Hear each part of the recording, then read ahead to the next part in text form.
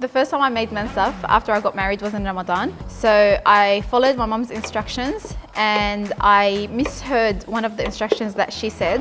She mentioned that I shouldn't add too much salt because the jameed is salty, and I heard that as add too much salt because the jameed is not salty.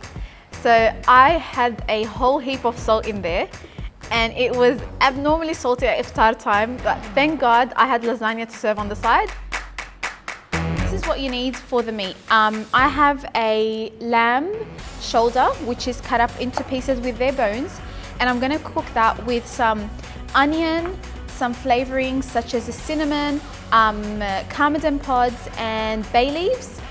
And then to that I'm also going to be adding some salt, black and white pepper and a bit of Vegetta. So moving on to the yogurt component, we have some Greek style yogurt, a tin of sour cream, and then we have the jameed. The jameed is the hero of this dish. It is what makes the mansaf the mansaf. Jameed, readily available in Australia.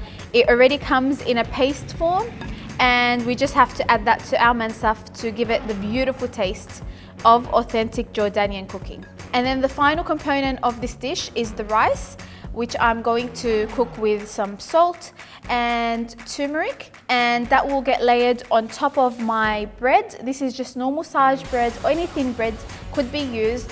Okay, let's start making the meat. I've got my pressure cooker here.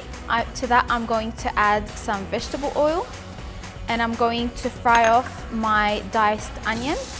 We want to cook this onion until translucent. Now we're going to add our meat pieces. I'm going to saute these to give them a nice color before adding the water to make the stock. Once that's done, I am now going to start with the flavoring.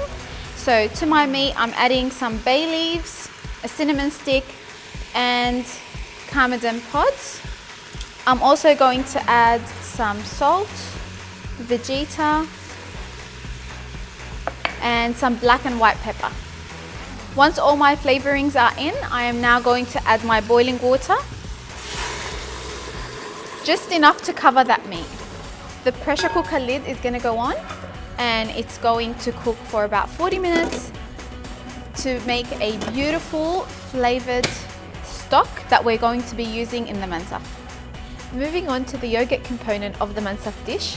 So here I have my plain yogurt.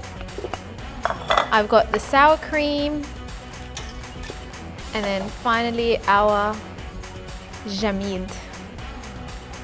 That's what it looks like. That goes in as well. So now that I have all my components in my pot, I am going to blitz them to make sure there are no lumps remaining before I put it on the heat. I have placed my yogurt on the stove top. It is on medium heat. I'm going to constantly stir that until the yogurt comes to a boil. My yogurt mix has come to a boil, so at this point in time I'm going to drop in my cooked meat, and then I'm going to pass this stock through the sieve so that we don't get the extra flavouring or the large flavouring pieces in our mansaf. And now you add some of that stock till you reach a desired consistency with your yogurt soup.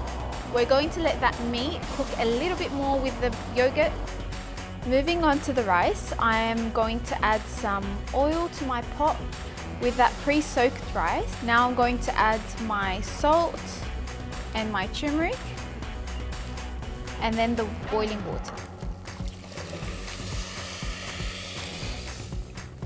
I let the water come to a boil and it started getting absorbed by the rice. Now it is time to lower the heat and put the lid on until that completely absorbs the rest of the water. And here we have it, our Jordanian mansaf, done in a very simple way. I hope you guys give this a go and enjoy it.